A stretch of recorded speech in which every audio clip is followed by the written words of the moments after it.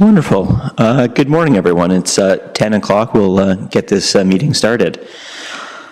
This meeting of the Committee of Adjustment is being called to hear applications under the Planning Act for minor variance and or consent. This is a statutory public meeting. Anyone having an interest in any of these applications may make oral or written submission of the committee's consideration. The committee will render a verbal decision this date, and the agent or applicant will receive a copy of the committee's decision in writing via email 10 days after the meeting. Please note that each application will be addressed in the following manner. The planning coordinator will introduce the application and staff recommendation outlined in the report, which was posted on the City of Kitchener website that Friday prior to today's meeting. The chair will remind the committee of late written submissions circulated prior to the meeting that should be taken into consideration. The chair will confirm with the applicant agent if they reviewed the staff report and whether they're in support of the staff recommendation. The chair will invite parties in opposition to make an oral submission. Parties providing oral submission should endeavor to keep their comments succinct and avoid repeating comments already stated by others. The committee members may ask questions of the parties in opposition, if there are any, and the chair will invite the agent applicant to make any comments if they do have any. The agent applicant will also ask questions regarding the staff recommendation. The committee members may also ask questions of the agent applicant, and the committee members can ask questions of city staff. Afterwards, the committee will pass a motion to approve, reject, or defer the application. So that's how procedure goes. Next, minutes. Just looking at the regular minutes of the Committee of Adjustment meeting held on August 19th, 2025, as circulated to the members, be accepted. So I'll look for a motion to accept our minutes from our previous meeting. Member Bob made that motion to approve the minutes, seconded by Member Marco. All those in favor to approve the minutes? Unanimous. That is carried. Next on the agenda, I'm asking if there are any members of the committee that have any pecuniary interest or any conflicts of interest to let us know at this time. And Amanda? Hi, I'd like to declare a conflict for application 2025-090. That's 10 Abram Clemens Street, just related to my employment. Thank you very much, Member Amanda. So when we get to that, we'll just ask you to step out of the room when we're on that agenda item. So we'll get to our agenda. So here we have applications for minor variance and or consent pursuant to the Planning Act. We do have one item under unfinished business, and that's A 2025-073, 112 Admiral Road. I'll ask for the agent applicant to come forward to the microphone there to my right. And while you're doing that, I'll kindly invite the planning coordinator to introduce the application and staff recommendation, please. Thank you. Thank you, Chair. This is a minor variance application that was considered on the August 19th agenda. It's a height variance for a detached ADU in the rear yard of the subject property. The height would be 3.4 meters to the maximum to the fascia instead of the maximum permitted 3 meters. Now, the application was deferred at our August meeting to allow the opportunity for the applicant to prepare an arborist report. There are city-owned trees adjacent to the property, and we wanted to make sure there were no impacts to those trees. That report has been prepared and reviewed by staff, and staff are satisfied that the arborist report demonstrates that there are no negative impacts to those trees, provided the enhancements or protections are put in place. So the recommendation before you this morning is to approve the variance in accordance with the Tree Preservation Enhancement Plan dated September 3rd, 2025. So staff have reviewed the variance in light of the 4 tests of the Planning Act, find that they meet all 4 and is recommending approval. Yeah, thank you very much. If you can introduce yourself, please, and if you've reviewed the staff report and if you are in favor of it. Thank you. My name is Sabhi. I'm the applicant. I have reviewed the staff report. I have no issues. I'm good for it. Excellent, thank you. Anyone in the gallery in opposition of this application? Seeing no one. Any questions from committee members? No questions for this owner or for city staff? No questions, and we'll just need a motion, please. Sorry, I looked the wrong way. Sorry. Member Marco, my apologies. It sounds like staff is satisfied with the arborist's report, so I will move the staff recommendation for approval. Cool. So Member Marco made the motion to approve the staff recommendation. I need a seconder. Member Maria. So floor is open for debate. Anyone have anything to say? It's pretty straightforward. Last time it was half-baked, got the work you needed done, so it looks pretty straightforward to me. So if no debate, we'll call for the vote. All those in favor of the approval? Unanimous. All in favor? Good luck. Next, moving along, we now go to new business. We have A 2025-089, 239 Woodbine Avenue. I'll just kindly remind the committee members that there were written submissions that were received over the course of the weekend from A and B Mendoza that were in opposition to this application. So, oh, you're there already? Perfect. If I can invite the planning coordinator to introduce the application and staff recommendation, please. Yes, thank you, Chair. This is a minor variance application for 239 Woodbine Avenue. There are 4 minor variances before you this morning. The variances are to facilitate the construction of a detached ADU in the rear yard of the subject property. This detached ADU will actually have 2 dwelling units in it rather than the typical 1 dwelling unit.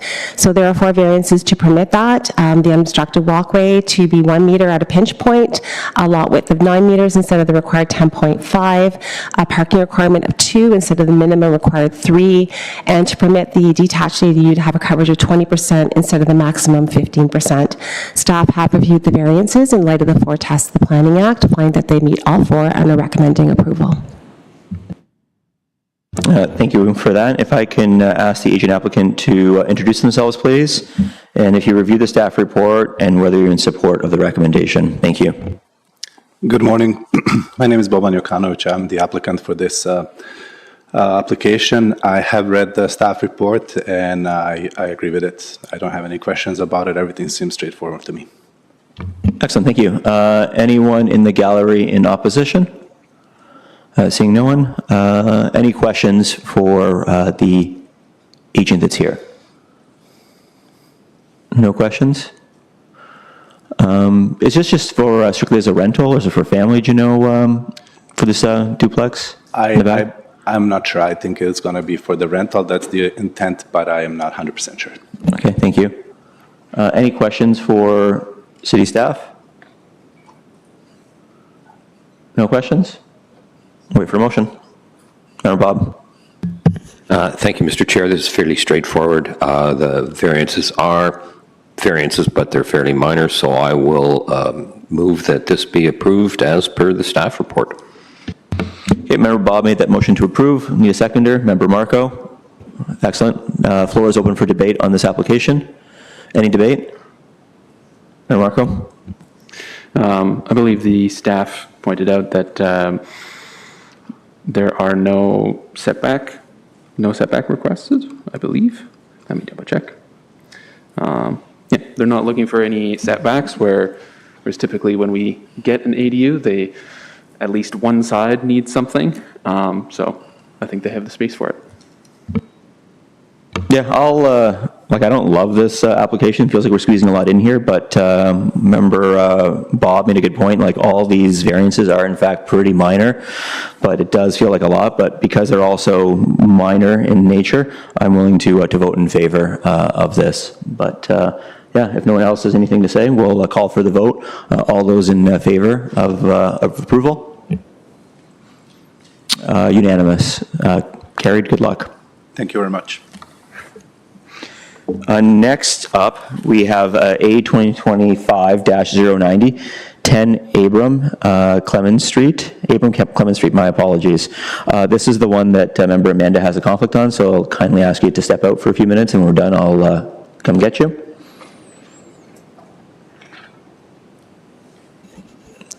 And I see the agent applicants coming to the microphone. Thank you. And whenever you're ready, then, if I can invite the planning coordinator to introduce the application and staff recommendation, please. Thank you. Thank you, Chair. This is a minor variance application for 10 Abraham Clemens Street. There are 3 variances before you this morning to permit a floor space ratio of 0.65 instead of the maximum permitted 0.6, to permit a building height of 16 meters instead of the maximum permitted 10.5, and to permit multiple dwellings to have a maximum street line setback along Bleams of 9.2 and from Abraham Clemens Street of 6 meters instead of the maximum permitted setback of 4.5. These variances are to facilitate the construction of a multiple dwelling residential development consisting of 139 townhouse units in accordance with the site plan application that staff is currently reviewing. Staff have reviewed the variances in light of the 4 tests of the Planning Act, find that they meet all 4 and is recommending approval. Thank you for that. If I can have the agent or applicant introduce yourself, please, whether you reviewed the staff report and if you're in support of the recommendation. Thank you. Good morning. My name is Patrick Casey. I'm a planner with GSP Group, an agent on behalf of the applicant. I have reviewed the staff report and I'm in favor of the recommendation. Thank you. Thanks a bunch. Anyone here in opposition to this application? Seeing none. Yeah, any questions for the agent? Any questions for city staff? We'll need a motion then. Member Maria. I set a motion forth to approve the staff recommendation. Thanks a bunch. That's a motion made by Member Maria to approve, and Member Marco seconds. Floor is open for debate. Any debate? Member Bob? Just very quickly, I know variances are not considered on a numerical basis, they're considered on the impact. Having said that, still, when you look at the numbers, you kind of go, really? I'm looking at the variance of 16 meters height versus the 10.5 allowed. That's pretty significant. But I don't think that's enough to derail this application. I find it interesting that we're having an increase in setbacks. That's an unusual thing that we get in these reports. So other than those minor concerns, they still classify as minor variances. I'm in support of this. Yeah, I think same thing. That one stuck out to me as far as height. Given where it is on the street, I think we're okay with it. But yeah, the height certainly stood out when I read this at first. Chair, I'd like to provide some clarification to the height variance, just to give you some comfort level in the variance number. So the variance height applies to the entirety of the site. Not all blocks of the townhomes will be at that height. They'll range in 12 meters to 16 meters. It's the grade across the entire site that's causing that one block to be 16 meters. In terms of the ability for all of the blocks to be 16 meters in height, that would be challenging given the FSR requirement. And we also have tied the recommendation in accordance with the site plan application. So we'll ensure that the heights as proposed in the site plan application are adhered to. Excellent. Thanks for that clarification. Yeah, Member Marco. Yeah, just a couple things. The first one was going to be what staff just clarified, so thank you.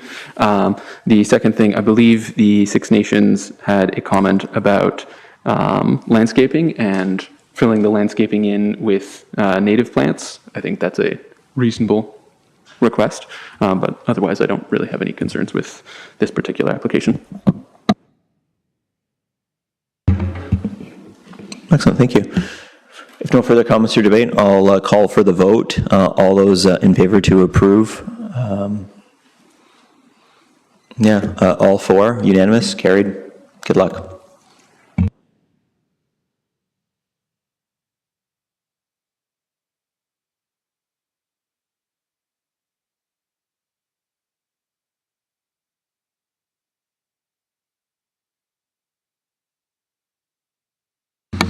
Just waiting for a member, Amanda, to come back, and then I'll keep going.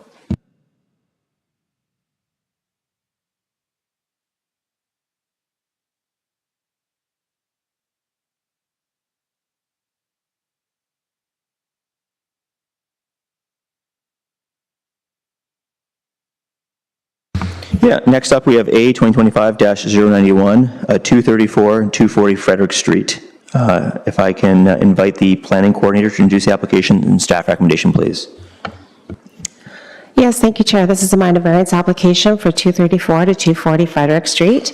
The application is for a parking variance, so to permit 26 parking spaces instead of the required 49 parking spaces. This is to facilitate the construction of a multiple dwelling consisting of 32 dwelling units, and this is in accordance with drawings prepared by Arcadis dated June 25th, 2025. Staff would note that there were minor variances previously considered by this committee in 2023. One of those was a parking variance, and the committee did not approve the variances, and this was appealed to the Ontario Land Tribunal.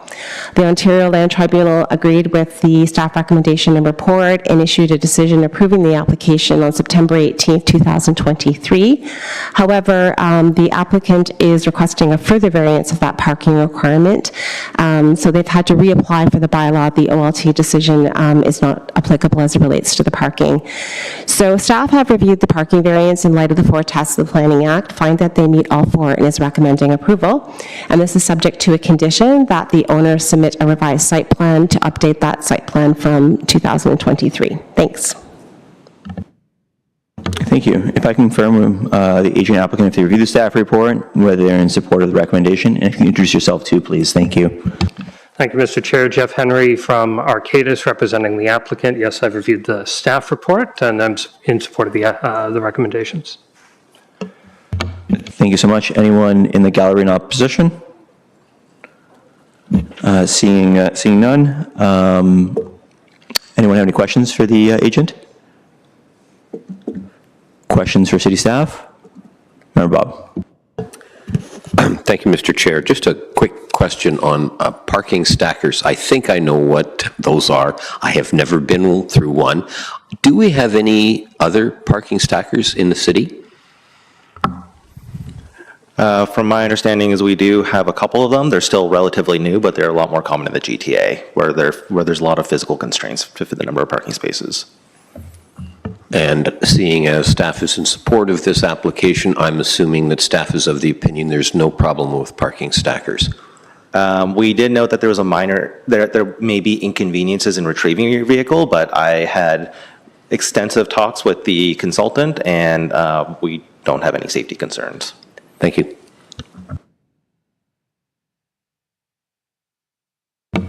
Any more questions? If there's none, we'll just need a motion then. Member Bob. Thank you, Mr. Chair. Seeing there's been really not much debate around the committee here, and there's no opposition from the gallery, I'm going to move that this be approved as per the staff report. Thank you. So Member Bob made that motion. I see Member Marco second, which is the approval. Floor is open for debate. Yeah, I'm surprised not more questions and opposition. This feels definitely like squeezing a lot in there, but if everyone is happy, I will be happy too. Member Bob. One of the standard things that is happening these days is trying to crowd in more, build up as opposed to out, and which comes with complications. But I echo your concerns, Mr. Chair. Yeah, but if everyone is happy, there's no opposition, and city staff is pleased with this application, we can take this to vote, which is to approve the application. So all those in favor of the approval? All 5, unanimous, carried. Good luck.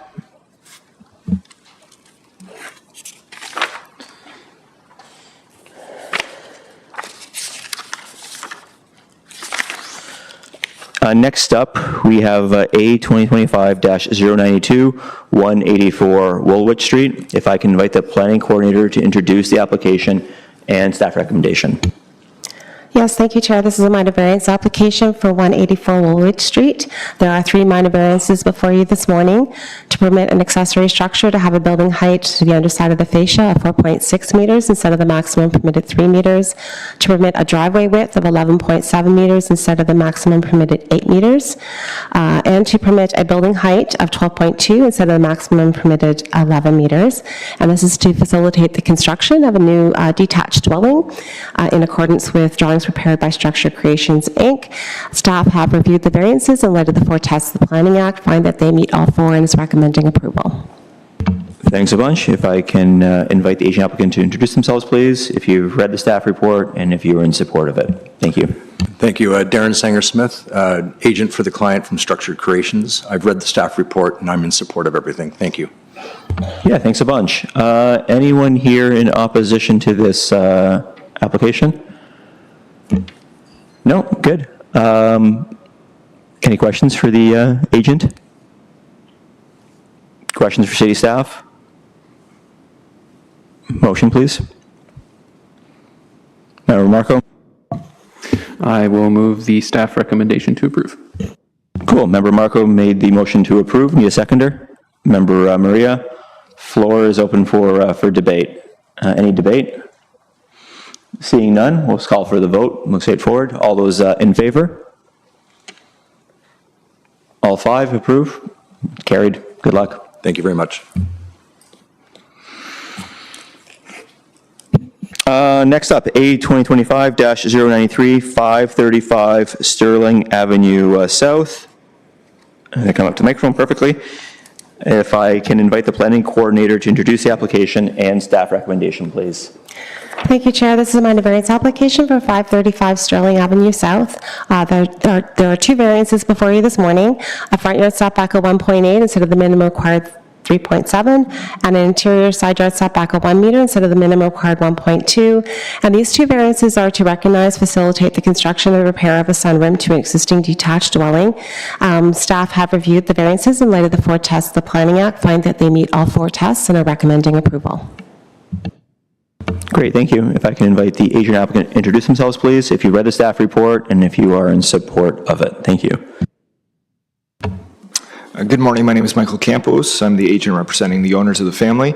I'd like to thank planning staff for the report, and we are fully in support of the report. Thank you. Thank you so much. Anyone in the gallery in opposition? None. Any questions for the agent? No questions? Questions for city staff? No questions? We'll just need a motion, please. Member Amanda. I'll make a motion to approve in accordance with the staff report. Thank you. Member Mando made the motion to approve. Seconder. Member Marco, thank you. Floor is open for debate. No debate or comments? Member Bob? Going to sound redundant because we talked about cramming things in the previous application. The front yard setback is a little concerning. The side yard setback is minimal. So I'm going to support this, but if there was people complaining about the 1.8 versus the 3.7, it might be a different story, but no one's complaining. So what are you going to do? So I'm in support of the application, Mr. Chair. Yeah, thank you for your comments. I appreciate them. No more comments. I will call for the vote, so which is the approval. All those in favor?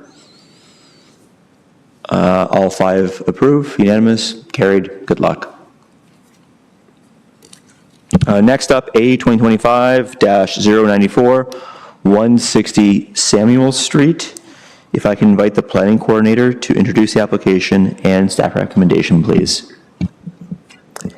Yes, thank you, Chair. This is a minor variance application for 160 Samuel Street. There are three variances before you this morning: to permit a detached garage to have an interior side yard setback of 0.3 instead of the minimum required 0.6, to permit a deck to have an interior side yard of 0.9 instead of the minimum required 1.2 meters, and to permit a rear yard addition to have a side yard setback of 0.9 meters instead of the minimum required 1.2 meters. These variances are to facilitate the construction of a new three-story addition and rear deck and the reconstruction of an existing detached garage. And this is generally in accordance with drawings prepared by Robert Chang, architect. Staff have reviewed the three variances in light of the four tests of the Planning Act, find that they meet all four, and is recommending approval. Thanks a bunch. If I can invite the agent or applicant to introduce yourself, please, if you read the staff report and if you're in support of it. Thank you. Good morning. It's Robert Chang, the agent for 160 Samuel Street. Yes, I have read the staff report, and then I'm in support of their recommendations. Thank you. Excellent. Thank you. Anyone in the gallery in opposition? None? You guys are leaving in suspense here. Questions for the agent and the applicant? No questions? Questions for city staff? No questions? Need a motion then. Member Marco?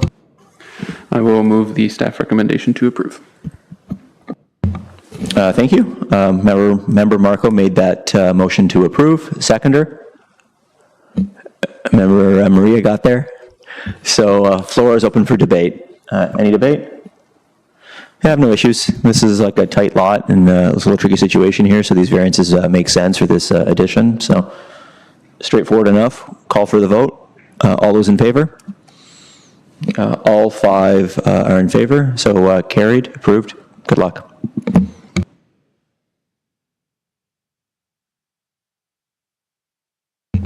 Next up, A 2025-095, 66 Georgina Street. If I can please invite the planning coordinator to introduce the application and staff recommendation, please. Yes, thank you, Chair. There are 2 minor variances before you this morning for 66 Georgina Street. One, to permit steps in the side yard to have an interior side yard setback of 0.3 meters instead of the required 0.5, and variance to permit a front yard landscaped area of 14.2 square meters instead of the minimum required 17 square meters. And these variances are to facilitate the conversion of the single detached dwelling with 1 additional dwelling unit to a single detached dwelling to a single detached dwelling with 1 additional dwelling unit or a duplex. And staff have reviewed these variances in light of the 4 tests of the Planning Act, find that they meet all 4 and is recommending approval. I would note that the recommendation for the side yard for the steps includes commenting, making sure that that platform is constructed on piers or helical piles, and that's to allow that stormwater or grading or stormwater to facilitate passage in the side yard. We typically don't support steps in the side yard, concrete on grade where that may impact the drainage in the side yard. But if the platform is constructed on piers or helical piles, staff have no concerns with that variance. Thank you very much. If I can invite the agent applicant, please introduce yourself, you've read the report, and if you're in support. Yeah, good morning, everyone. My name is Shivang Tareka. I'm the applicant at the property 66 Georgina. Yeah, so through the chair members, we have gone through the staff report. We completely align with the comments given by the planning department. And if you have any questions, more than happy to answer. But we fully support the decision given by the planning department. Thank you for that. Anyone here in opposition? None. Questions for the agent? None. Questions for city staff? A very quick one, just to further up on the steps on piers. I'm assuming that will be looked at when the building permit is issued? Yes, that is correct, and that is why the wording of the variance actually specifies the construction type or how those stairs will be constructed, so that if the building permit comes in and the staff person looks at the variance decision and doesn't see that it's a wood platform and helical piles, then the variance is null and void. Just wanted some clarification on that. Thank you very much. Yeah, I've got another question though too. As far as access, we've already had concerns with these types of variances on access to the back as far as emergency services and things of that nature. With steps and then how tight this is that not a concern with this property? Yes, so the applicant is able to provide the 1.1 meter walkway to these steps, so emergency services has no concerns with being able to get access to these steps. The setback is going from 0.5 to 0.3, it is minimal, and again, staff have no concerns provided that it's raised and so that stormwater can pass through. Excellent, thank you. Any more questions? No questions, we'll just need a motion. Mayor Marco? I will move the staff recommendation to approve.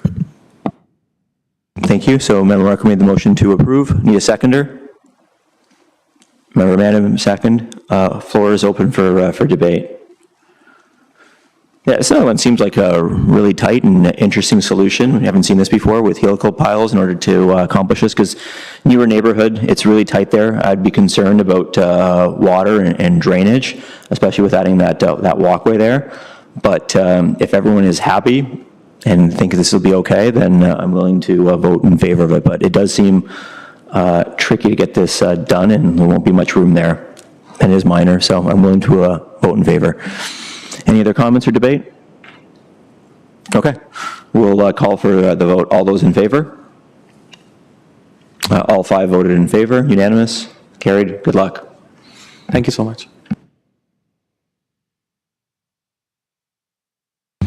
Next up, A 2025-096, 457 Maple Avenue. If I can please invite the planning coordinator to introduce the application and staff recommendation, please. Yes, thank you, Chair. This is a minor variance application for 457 Maple Avenue. This is to permit front steps with a height of 1.3 meters above finished grade to be located within 3 meters of the street line. This is to facilitate the construction of front steps onto a new detached dwelling. Staff have reviewed the variance in light of the 4 tests of the Planning Act, find that they meet all 4 and is recommending approval. Thank you. Just jumped the gun here. We got, just for the committee's so that you're aware, we got a petition here signed by neighbors regarding this application that was just handed in to us. There was a letter, and then oh, is this a different one? Oh, my apologies. I thought it was for this one. Sorry about that. So apology accepted this time. So yeah, Bogdan, if you can just introduce yourself, please, if you've read the staff report and you're in support regarding Maple.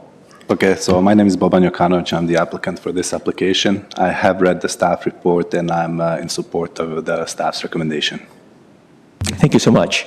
So anyone in the gallery in opposition to this application?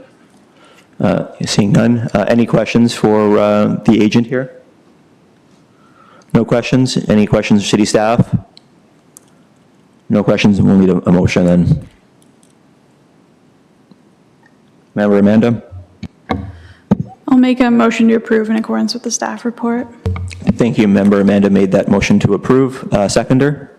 Member Marco, second. The floor is open for debate. Any comments or debate? Member Bob?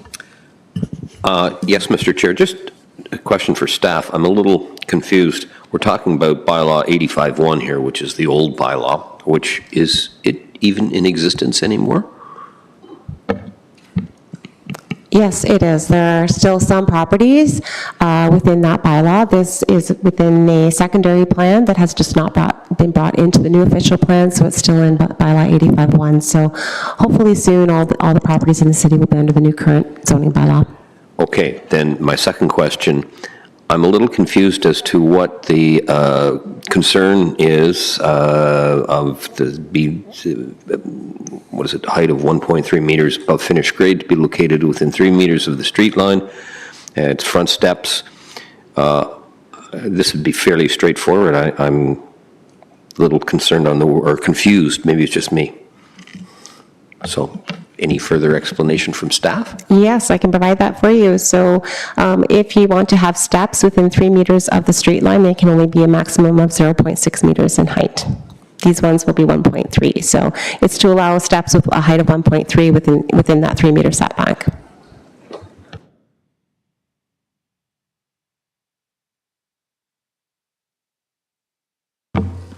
Any more comments? Debate? Motion's on the floor. We can call for the vote. All those in favor? All 5 are in favor, unanimous, carried. Good luck. Thank you very much.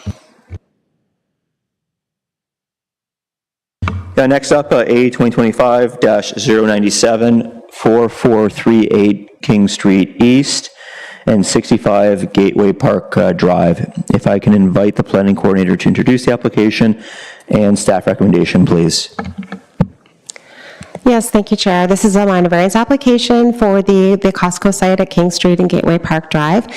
Three variances before you this morning to permit parking spaces to be located 2.6 meters instead of the minimum required 3 meters from a street line, to permit a maximum parking requirement of 735 parking spaces instead of the maximum permitted 457, and to permit a landscaped area of 17% instead of the minimum required 20%. And this is to facilitate the demolition of an existing building and the ability to expand the parking lot in this location, which will add 68 parking spaces here. Staff have reviewed the variances in accordance with the site plan application currently under review. And staff note that this is a future protected major transit station area. The zoning is proposed, but it's currently under appeal. Typically in major transit station areas, we like to reduce the maximum parking, considering that the demolition of the building in this location is allowing more accessible parking to the entrance of the building. And hopefully there's an opportunity in the future to provide some redevelopment at the other end of the site where the parking may be less used.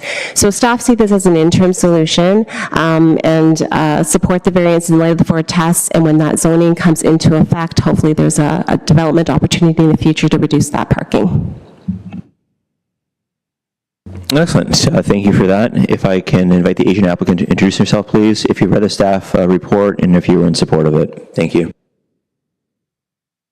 Yes, good morning. My name is Christopher Hall, and I'm with WSP Canada Inc. I'm the agent for Costco Canada, Wholesale Canada Limited, and we have reviewed the staff report, and I'm in support of the recommendations. Thank you for that. Anyone in the gallery in opposition? Seeing none. Any questions for the agent? Any questions for city staff? Marco. Yeah, just a quick question about the numbers.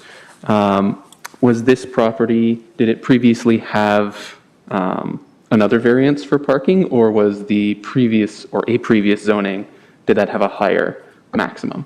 Because I've seen a couple different numbers for the old or like the required, the lower number. Yes, so in zoning bylaw 85-1, we didn't have any maximum parking requirements.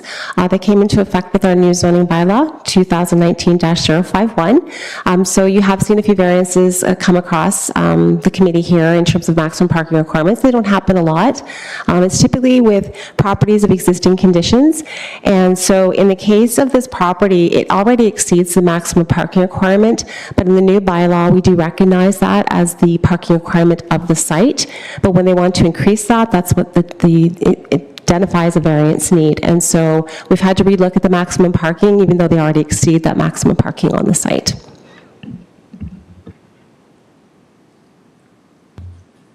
Any other questions? No, I'm thrilled that it exceeds parking. I can't imagine going to Costco on a bike or by foot. So you certainly need a vehicle there, and it is a complicated corner that backs up frequently. So this project for me makes a lot of sense. It's a really complicated spot there. I could see having potential on the other side of the property, but this makes a lot of sense to me. So yeah, if there's no other questions, I'll wait for a motion. Anyone? Need a motion? Member Murillo. I move this to be approved as per staff recommendation. Excellent. So that motion was made by Member Maria to approve the staff recommendation. I need a seconder. Member Amanda, second. Floor is open for debate. Any debate? No? I love this. So willing to call for the vote. All those in favor? All five approved. Carried. Good luck. Thank you.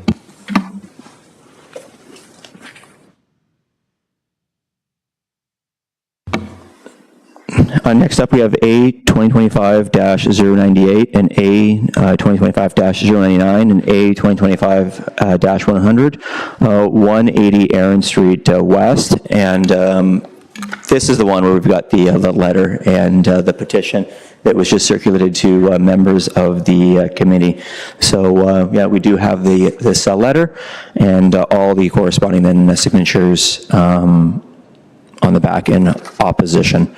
If I can please invite the planning coordinator to introduce the application and staff recommendation, please. Yes, thank you, Chair. There are 3 applications before you for 180 Erin Street West, and each variance application relates to a proposed street townhouse dwelling unit. The first unit would have a front yard setback of 4.5 instead of the required 6.5, and exterior side yard of 2.5 instead of the required 4.5. The second unit would have a front yard setback of 3.4 meters instead of the minimum required 16.5, and a rear yard of 6.7 instead of the minimum required 7.5. And the third unit would have a front yard setback of 4.3 instead of the minimum required 16.5, and a rear yard setback of 6.7 instead of the minimum required 7.5. Thank you very much. Sorry, I was Oh, just sorry, my just apologies. scrolling down in my report a little bit here to provide you a little bit more background. You may recall there was a previous variance and consent application before you in 2025, so earlier this year, which received approval. It was considered on February 21st. The application was to sever a parcel of land and construct a new detached dwelling. The variance application at the time of the consent was required. It was for the front yard setback on that severed parcel, and that was to allow a construction of that detached dwelling. So given the established setback and the rear yard setback, it was impossible to even build a single detached dwelling on the severed parcel. So you did consider a variance for that. Staff have reviewed these new applications. What's happening here is they do not want to follow through with the consent and variance application that you approved in February. Instead, they would like to construct 3 street townhouse dwelling units. First, before we can allow that to happen, they are requiring variances to facilitate their construction, and then they can come in and sever them to deal with them independently. At the time you reviewed the consent and variance applications, there was a condition for a tree management report, and that was never submitted. So staff are recommending that that be a condition of these variances. The built form is changing, the foundation location is expanding, so we want to make sure that any shared trees, there are no impacts to adjacent trees on properties. So staff are recommending approval of the 3 variance applications. They find that we find that the applications meet the 4 tests of the Planning Act, and that's subject to the condition as requiring the tree management and preservation enhancement plan. Thank you for all that. Sorry for interrupting, my apologies. If I can invite the agent applicant, introduce yourself, please, if you've read the staff report and if you are in support of it. Yep, my name is Dominic Wojciechowski. I am the applicant for these minor variances, and I'm in full support of the staff's recommendation. Thanks a bunch. Prior to asking if there's anyone in the gallery in opposition, we did have that letter and that petition that I mentioned at the very beginning, but we also had 3 late written submissions that were on our desks when we walked in. A letter by Gary Farkas, a letter by William White, and then another letter by, pardon my pronunciation, Karen Fedek. So we did receive those letters, and they were read by the committee. Anyone in the gallery looking to make an oral submission? Okay, we have 3 people. So if you could just step forward to that mic there on my left to your right.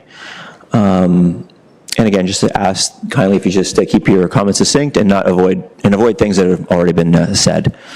So if you can introduce yourself, please. Thank you. Hi, my name is Gretchen Sullivan. I live on Erin Street West, and I do apologize for my late submission of the petition. I live 3 houses up from the corner, so I did not receive the letter in the mail about today's proceedings. And the sign notifying of the variance was placed on Wilhelm Street, not the Erin Street side of this parcel of land. So I was only made aware of today's meeting this past weekend. The neighborhood has dealt with this property for over a decade. I've lived on the street for 14 years and have witnessed the house falling into complete disrepair, then being left vacant for years. Last year, a foundation was poured, I'm assuming after the first variance was approved, only to have that foundation torn up. And for over a year, this corner has been fenced off with fencing that frequently falls over into the hole, leaving a really dangerous situation. But today I'm here to talk about the corner that it sits on. And I invite any of you to come to our neighborhood and look at this particular corner. The visibility is very difficult at the best of times. People do not stop at the stop sign on Wilhelm Street. Of the 24 people who signed that petition, by the way, I could have tripled the number of people petitioning, but due to the late nature of my becoming aware of the problem, these are the neighbors that were home last night that I was able to reach. Every single one of those people has had instances where, while driving down our street, people did not stop and we were almost hit in our cars or while walking. Allowing this variance is going to further impact the visibility on that corner all year round. But in particular, I want us to think about in the winter. The front yards of these homes are going to be taken up with parking, and where is that snow going to go? This variance is very small. The two streets that that property sits on do not have the little boulevard between the sidewalk and the road. There is nowhere for the snow to go. It's going to become a very difficult and very dangerous corner. And in reference to the tree management that you're talking about, if it is in regards to the apple tree that was on the corner of Aaron's and Wilhelm, because this pit has sat as is for over a year, that tree is not in great shape because of the neglect that has happened on this corner. Anyway, that is all I'm asking you to consider, is just the visibility on the corner. It's really going to be a very dangerous spot. Thank you, Gretchen. Any questions? No? I invite you to come to the microphone if you have comments as well. Just there to your, and just introduce yourself, please. Hi, good morning. First, I'd like to say I appreciate the opportunity to comment. Thank you for that. My name is Paul Hartlieb, and I live at 121 Wilhelm Street, which is across the street and 3 houses north of 180 Aaron's. Now, I've got 2 problems with my presentation so far. One is that I didn't know that I was going to have company. And 2, I know the meaning of the word succinct, but it really has never been in my vocabulary. So I'm going to cover some ground here to give you some information that I think you need to have. I'm a lifelong Kitchener resident. I've lived in that house for 41 years. My history with the neighborhood goes back a little farther to mid-1950s when my grandmother owned the house at 69 Wilhelm. So I grew up, played there as a child. The bonus connection is my father and his family grew up on Wellington Street. I'd like to think that I have a strong feel for the neighborhood, and having lived there for 49 years, that I can claim, as the Farmers Mutual Insurance Company does, I know some things because I've seen some things. I'm speaking today somewhat outside my comfort zone because I'm concerned and uncomfortable with this newest development idea. There's been many. 180 Aaron's is a smallish, medium-sized lot at the intersection of Wilhelm and Aaron's. The proposed 3-unit townhouse build can only be shoehorned into this space if setback variances to the planning standards are approved. The staff report submitted supports these variances, but certain justifications for doing so present an inaccurate picture of the ground circumstances. As an aside, it's interesting to me that the word generally appeared in the justification text 16 times to describe circumstances and situations. It's apparently a good descriptor to use because generally defined as usually but not always allows the generalization of facts without the necessity of providing a measure of accuracy. I may need to apologize for using it in the same way. The staff report states that both Wilhelm and Aaron's, and presumably we're speaking about the blocks immediately adjacent to the intersection, are local, low traffic volume roads that typically do not need as large a setback, again, presumably as required by law, and the reduced setbacks are generally in keeping with the surrounding area. The report doesn't provide any history or context for the circumstances of those roads or the intersection. The absence of context provides a misleading picture of the ground circumstances, and I'd like to provide that context. Wilhelm is a local road running straight and perpendicular south from Margaret Avenue to and across Weber Street. The distance is approximately 1,200 feet. It's intersected halfway by Aaron's being the through street with right-of-way Wilhelm being the stop sign street, separating the Wilhelm into 2 long blocks on one side containing 12 homes each, and 4 short blocks on the other that do not cross the street. Both streets are narrow, 22 feet wide. They have minimal, mostly hardscape boulevards varying block to block from either 12 inches to 22 inches. No space. Both streets completely prohibit parking on one side and allow parking only through April through December on the other side. During winter months, in the absence of boulevard snow space, snow is cleared to the sides of the road, taking up road width equivalent to that usually used for on-street parking.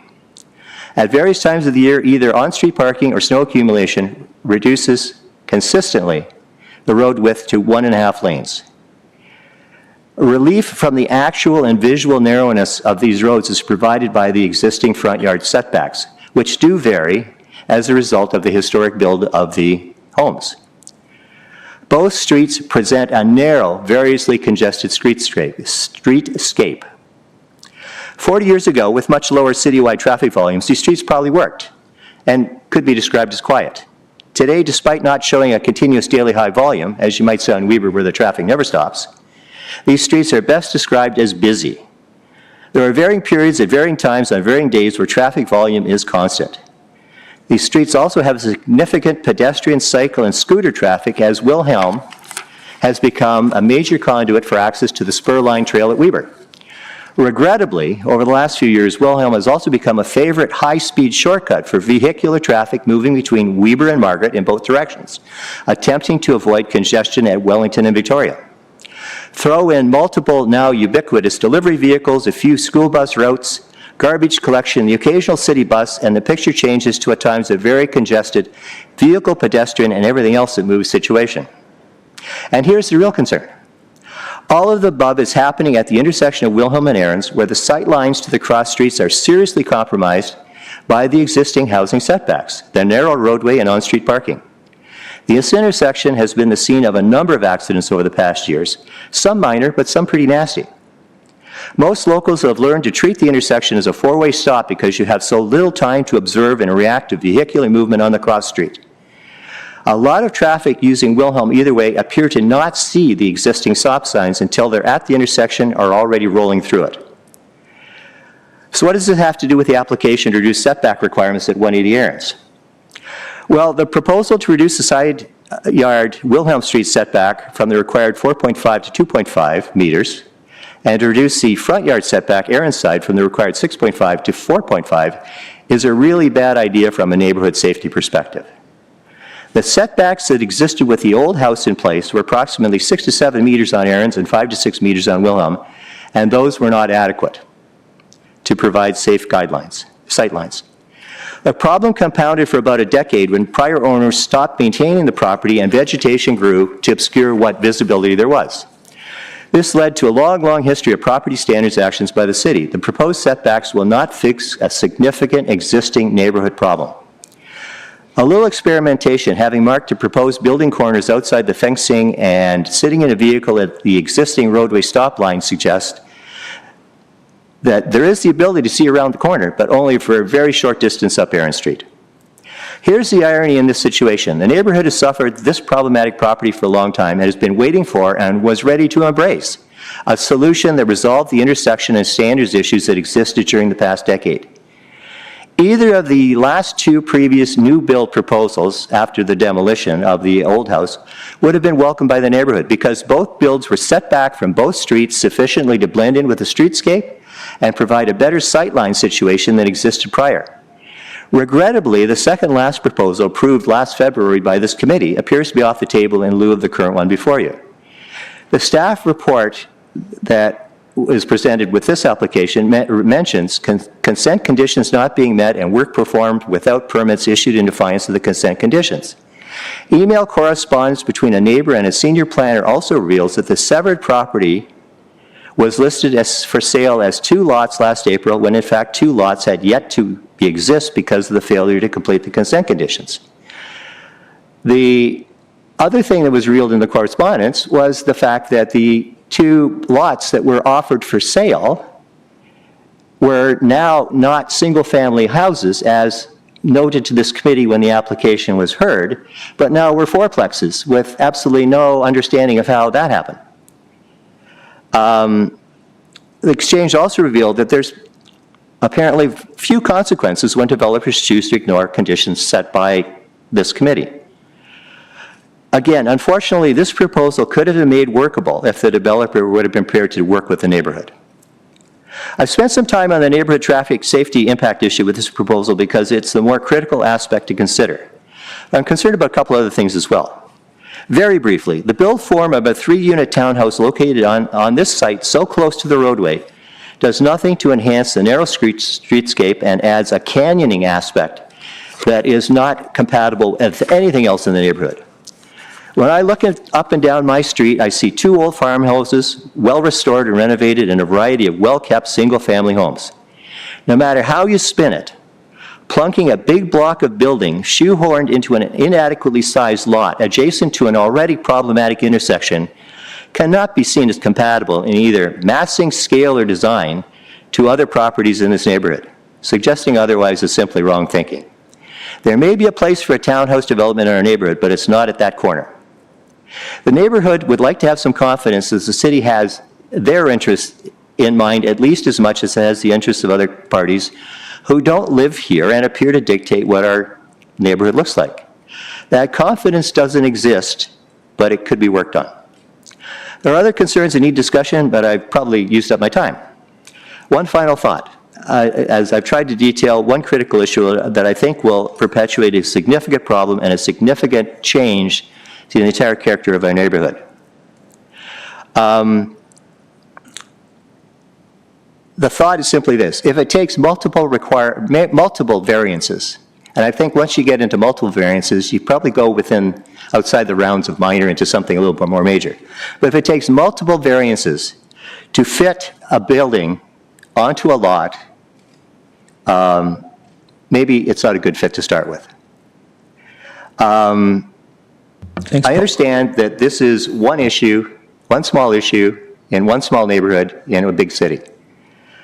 But I'm also hoping that people remember that the planning recommendations and committee decisions made through this process affect the lives of real people in that small neighborhood. With the greatest respect... Paul, I appreciate what you're saying. We've gone on for 10 minutes now. Can I How have much 30 longer do you seconds? have? Can I have 30 seconds? How many more pages do you have? Just one more sentence. I was almost there. Okay, it's been 10 With minutes. the greatest respect, sometimes the people and the process involved in these decisions get it wrong. And thank you. Thanks, Paul. Anyone else that'd like to speak in opposition? I just ask that you don't repeat anything that's already been said, if it's possible. I'll do my best. Thank you.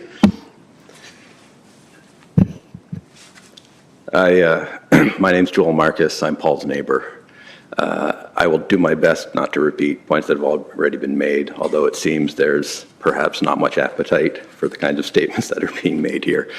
Although I was going to make comment that we are here in opposition, a rare seat of opposition, for the pleasure of the committee and the very full gallery this morning to make the proceedings a little bit more interesting. I will comment that, in fact, these oppositional voices were not coordinated. We've never met. No, I only found out about this. And so I think we've all read the staff report and the decision, and as those who live in the neighborhood, and for significant time, I've been there since 2001, the conclusions and the recommendations that have been reached do not fit with our experience in that neighborhood for all the reasons that have already been spoken to. Our main concern is that we see a development, and we hope to see a development that will benefit the neighborhood, that will make the neighborhood more livable, right? And we have no confidence based on the history of what's happened at this property that that is going to occur. We've had multiple ownership changes, multiple changes in the planning and development, and at no time has the owner or developer reached out to the committee or reached out to the neighborhood to try and engage the neighborhood in that property development. We are currently unsure as to what the status of the property is. It's listed as being prepared for sale. As Paul mentioned, after the adjustment was approved earlier this year, it was subsequently listed on MLS under a very different configuration, much larger, much larger square footage proposed than what was approved by the committee. There was a 16-page report prepared by the immediate neighbor who has subsequently sold the house and left the neighborhood primarily because of this property issue. And I will say we have numerous examples of unfortunate development occurring in our neighborhood. I'll give you some properties. If we look at 573 and 575 Guelph Street, bungalow was knocked over. That's a semi-detached, has been put up, maxed out the lot lines. I don't know if variances were in place there. Right across the street, 576, 578 Guelph, the same kind of property is being developed. Perhaps the worst offense in our estimation is down the street at 5254 Wilhelm. 2 buildings put up on what was formerly a single property, which are affectionately known as the shipping containers.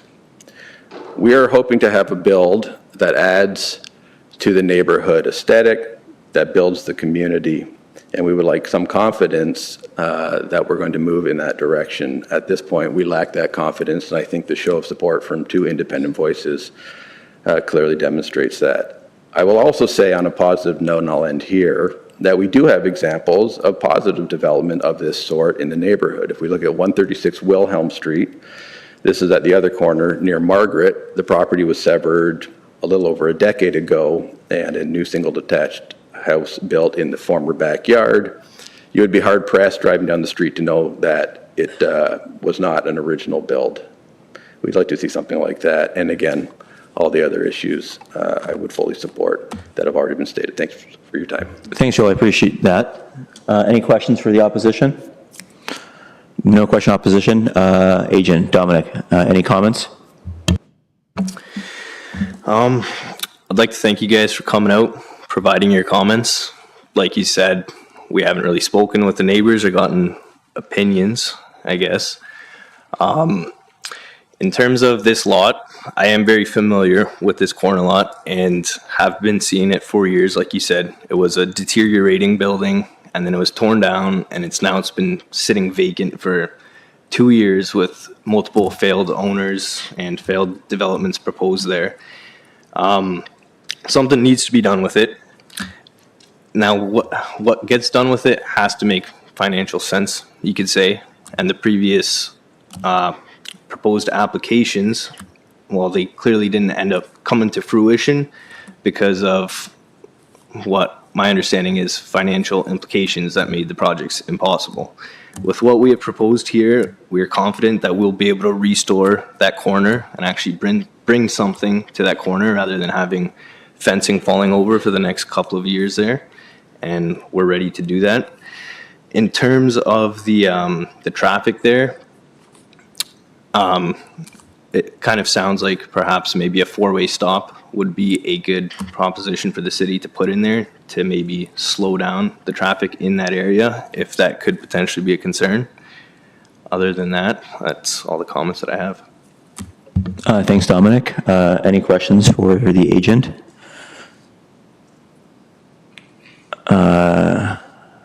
Marco? Okay, questions for staff? Thank you. Yeah, I have a couple questions for staff. So we've seen several applications that have changes to or somehow impacting the driveway corner visibility. I'm assuming that intersections probably have something similar.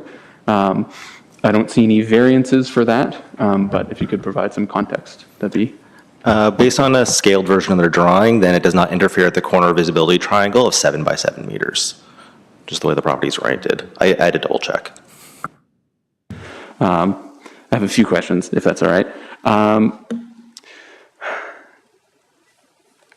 What sort of traffic calming measures could the city potentially consider or implement, since traffic speed and volume seems to be a concern for residents? Our staff, we have a dedicated staff member, the Transportation Safety Project Manager, who reviews the different measures throughout the whole city based on like hotspots, based on speeding concerns. So he does take resident concerns into account. We do, I actually checked the traffic volumes here. They're within the range of a typical local road. I don't have any speed data at this time, or I just don't have access to it, but on the other hand, like that is something we check periodically throughout the whole city on every given year. So if this is a hotspot and we do receive complaints, we do investigate them as well. Thank you.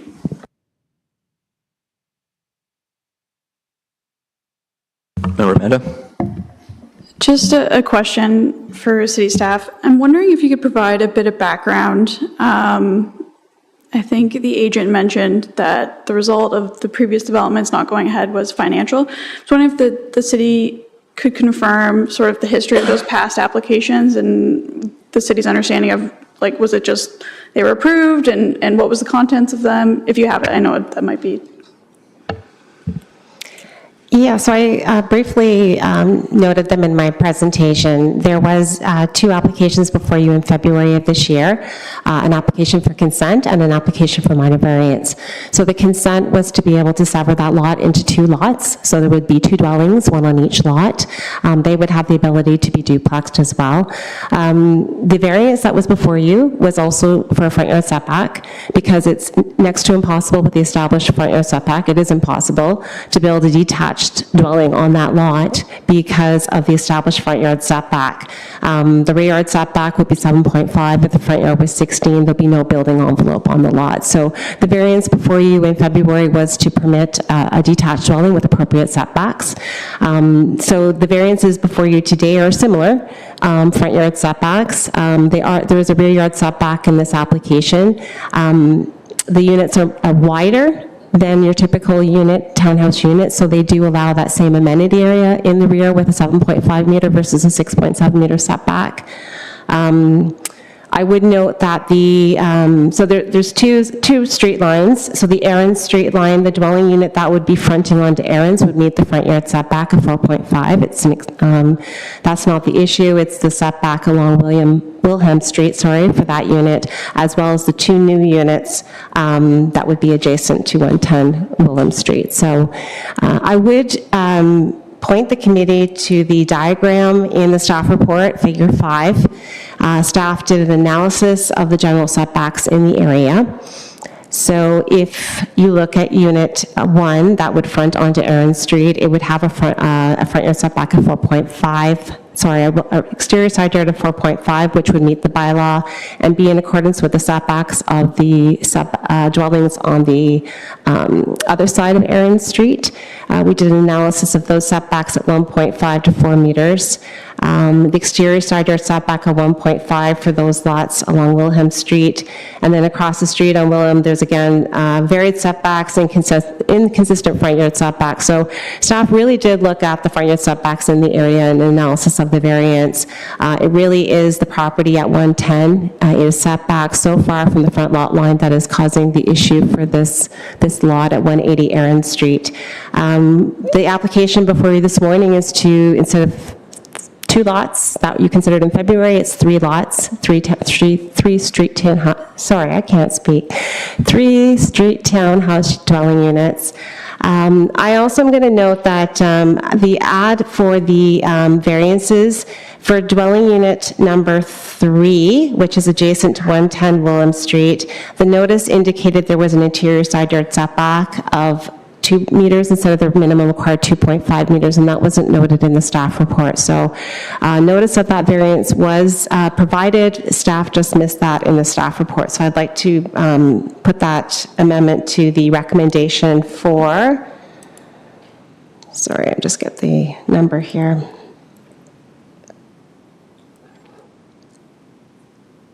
So that would be application A2025-100, Unit 3. There would be a side yard setback of 2 meters instead of 2.5 meters. So that was provided in notice in the record and in the applications and in the letter, but not included in our staff recommendation. Thank you. I think you largely answered it on the end of that, but my other point of clarification, I think, apologies, I don't remember your name, but you'd mentioned concerns of not receiving adequate notice. I suspect the interest of this property just reaches far and beyond the actual scope of where statutory notice is required. So I just wanted to, I wonder if the city could comment on notice efforts and whether it's satisfied with same. Yes, clerk staff may be able to confirm, but my understanding is that the statutory notice is placed in the record, and a courtesy notice is mailed to those property owners within 30 meters of the property, and the placement of a sign is also a courtesy that staff provide to residents. Thank you. Thank you. Any more questions for city staff? We just need, oh, sorry, Member Young.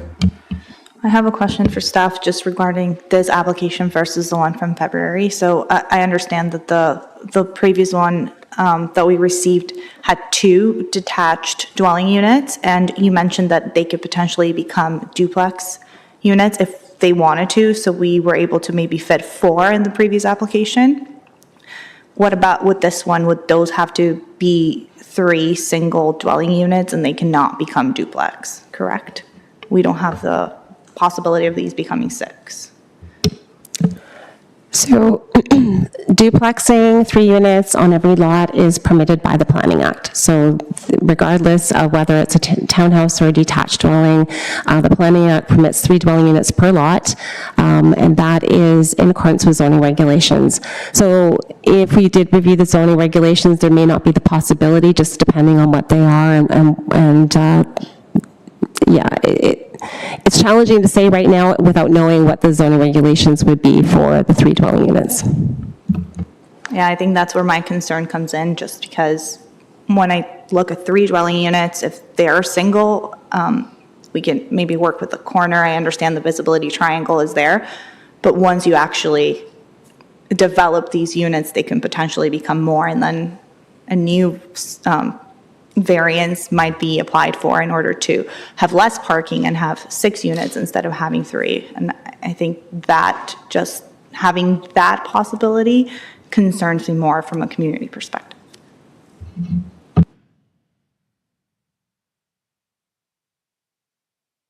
No more questions? I'll wait for a motion. Member Amanda? I'll make a motion to approve in accordance with the staff report. Thank you. So we got the motion by Member Amanda. Need a seconder? Member Marco, seconder. Floor is open for debate. Member Bob. Thank you, Mr. Chair. A couple of things have come to the attention of this committee and brought forward by the neighbors. I'm sorry, I didn't write down your name, so I apologize. And I have seen this happen a number of times over my duration sitting at this committee, is that, and I often think that the 30 meters, that is the statutory requirement, I understand, sometimes is not enough. We have a group of people who, one individual just found out about it a couple of days ago, and now they bring forward to us a petition with 24 names. I always evaluate compatibility within a neighborhood as to what the neighborhood says. And there have been compatibility issues in the past, and I think I can't quote chapter and verse, but in the Planning Act it says that development must be compatible with the existing and surrounding territories. So first off, I'm going to say thank you to the neighbors for getting out there and knocking on the doors. It was a good weekend to do it. I apologize on behalf of the city that you didn't get notifications. I don't know what the solution is. The readership of the local newspaper is not nearly what it was 5 years ago. I'm not sure that everyone in the city even knows that the city does have a website. Maybe they know they have it, but do they access it? I don't have statistics on what is in the city's website viewing.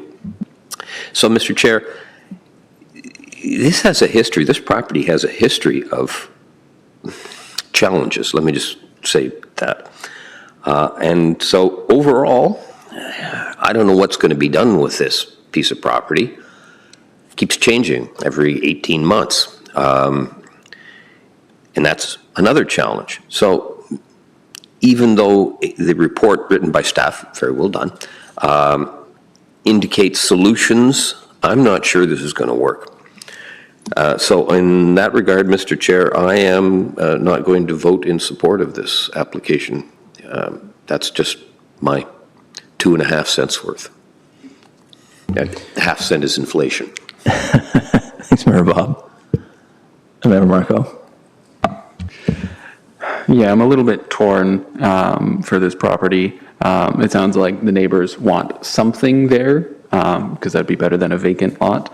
I'm not entirely sure if what's proposed here is a good solution. I'm a little bit concerned about that one. The driveways look a little bit short, or maybe I'm misreading that. And to respond to one of my fellow members, I think if they were to duplex these units, they might need, I believe there are lot width requirements. It looks like the frontage on Wilhelm is about 38 meters, and if that was split evenly in 3, that'd be about 12.5. So they might have the technical width for duplex without requesting a variance. With regard to the front yard setbacks, as neighbors have made it clear that there's concerns about visibility and traffic, I'm wondering if maybe it would be better to have a slightly smaller backyard, move the whole building back by a meter and give the front yard a little bit more space. Yeah, I'm curious what my fellow members think. Member Amanda. Just one question for staff before I sort of give general comments. To confirm, for the duplexing of the properties, I assume that would come at the time of severance or an application for severance? That is correct. So currently, this is one lot. Right. And the maximum number of dwelling units for one lot is 4, subject to zoning regulations. They are proposing 3. So the use as it without severance is permitted. It does permit 3 dwelling units. If they were to sever, coming to ask for severance, it would come before you to make these 3 independent lots. Then there would be the ability possibly to duplex. I don't know the answer to that without a full zoning review. So there are no guarantees that there could be 2 dwelling units per property. They would have to meet zoning regulations. But currently, as the proposal is before you right now, 3 units are permitted, subject to the setback requirements, which are before you this morning. So the front yard setback along William Street is of concern. It's challenging because it's an established setback as determined by 110 William Street. The rear yard is 6.7 instead of 7.5. And I would note that I did request the committee to consider an amendment to application C 180 for unit 3 for that interior side yard setback of 2 meters instead of 2.5 meters. Thank you. I guess just while I have the mic, just sort of general comments in my mind. I was happy Member Marco asked the question about visibility triangle. I think it provides a lot of comfort that there's no setback or no variance required for that, and no structures currently set to be placed down in that area. Just looking at a sort of Google Maps, it is clear to me that there is sort of variance in terms of setbacks across different properties along those roads, which I live somewhat close to this area, and that is fairly typical in my experience, sort of traversing around. I echo sort of Member Maria's concerns about duplexing the property, and I think that that'll be rightly considered, should this project go ahead at the time of severance, and it's not necessarily something appropriate for us to consider at this point in time.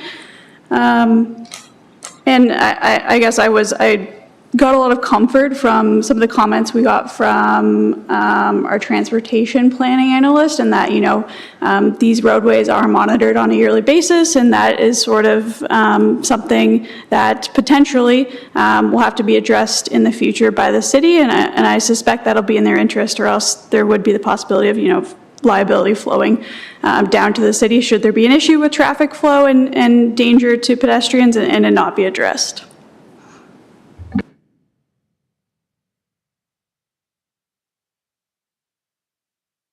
I'll speak on this, though. Yeah, lots that are corner lots are always challenging, and lots that are irregular shaped are even more challenging on top of that. So it's a double whammy here as far as how setbacks are concerned with just being an irregular corner lot, and then the inconsistency of the neighborhood with different setbacks and neighboring properties.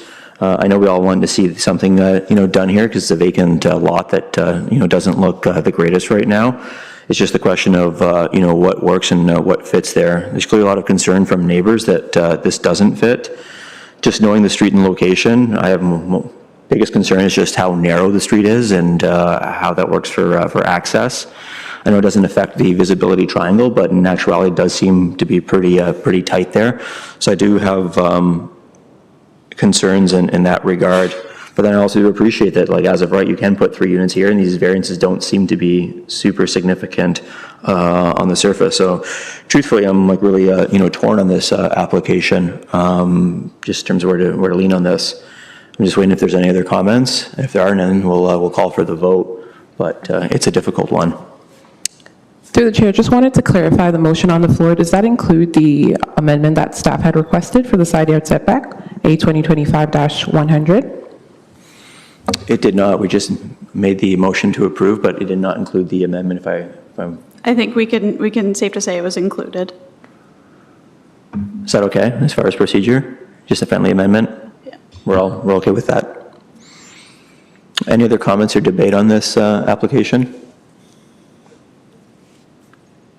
Okay, I will. Chair, I just want to, just to clarify again, the Planning Act does permit 3 dwelling units per lot.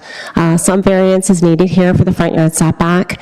Given the established setback from, established front yard setback of 110 William Street, as you considered in February, to build any sort of dwelling here, there's a front yard setback that is required, a variance for that.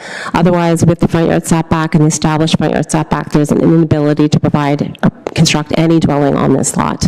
So I think the committee does need to consider some sort of variance for a front yard setback to permit some sort of development of a 3-unit building on this property.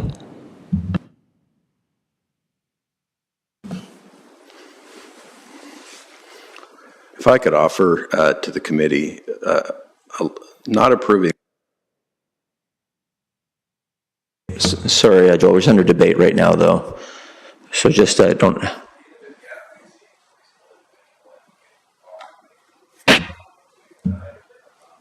Yeah. Just to follow up from the city staff, though, to what you were suggesting there, will that be another amendment, or if this doesn't go through, what's your suggestion for my clarity?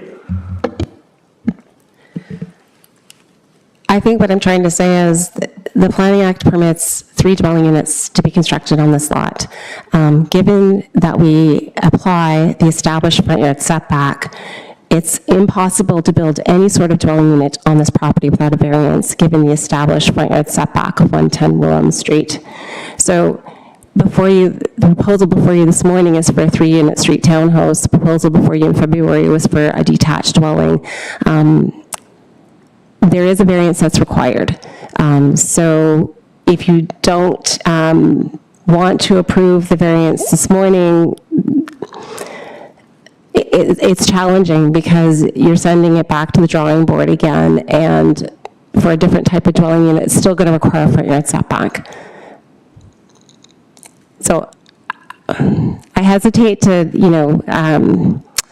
there is a variance before you that's required to permit development on this property. So it's either back to the detached dwelling that you considered in February or a new built form that's before you this morning. But what we had in February was a duplex, so correct? Well, you had a detached dwelling before you in February. It could have been 2 units, 3 units, 4 units, depending on the applicant's ability to meet zoning regulations again. So the proposal was for a detached dwelling. It could have been duplexed as of right, but it also had the potential to be 3 units and 4 units. We just didn't have those details in February, but you were approving a detached dwelling on a separate parcel with a reduced front yard setback because of the established front yard setback of 110 William Street. Thank you. Member Marco? Yeah, I think just to echo what staff is saying, I believe the established setback because of the neighboring property of 16 meters. Anything on this lot will need a variance to that because the narrow end of the lot looks like it's 13, maybe 14 meters. So to build anything on the lot, a front yard setback variance is required. That's not necessarily my concern. My concern is how close. It's more the quantity and the impact. I think in my mind, where I'm sitting right now, it seems to me like the solution to solve most of the concerns is likely traffic calming. So I would encourage residents to pressure the city to do something about the traffic and speeding if that's a concern.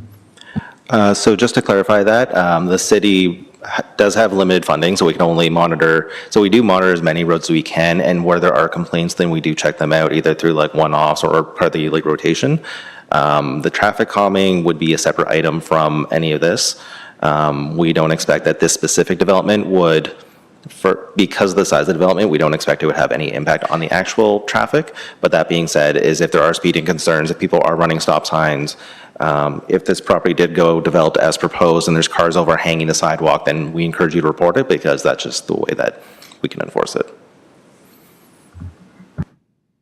Amanda?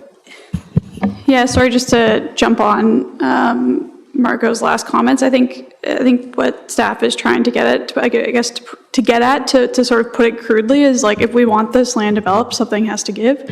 So like, if it's not setbacks, then it's probably going to be landscaped area, parking. So it's just figuring out, like, something we have to make a decision, or else this land is going to be undevelopable and worthless, and an eyesore, which I understand that's the status of it right now. So just something to keep in mind when you make your decision.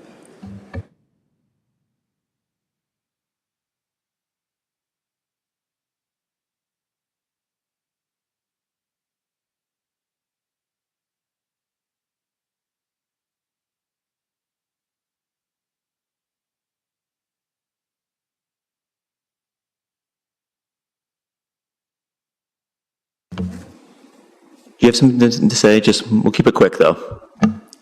I just want to say that regarding the February decision you made, based on how this notification went out, I guarantee that the opposition and the 24 signatures that you have before you today would have been triple had I been made aware earlier, had anyone on Aaron's side been made aware a little bit earlier, other than the two houses right next door.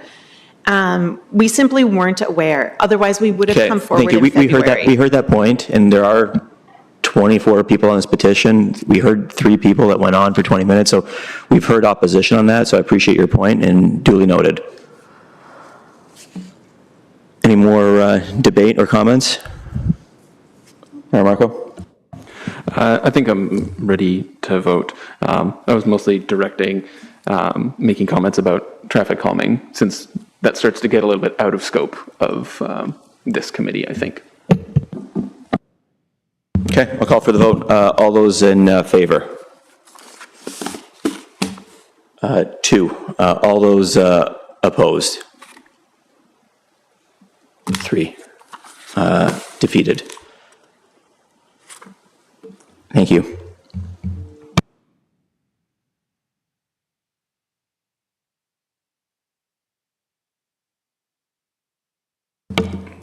Just to clarify then for the applicant, that means then your application then is refused.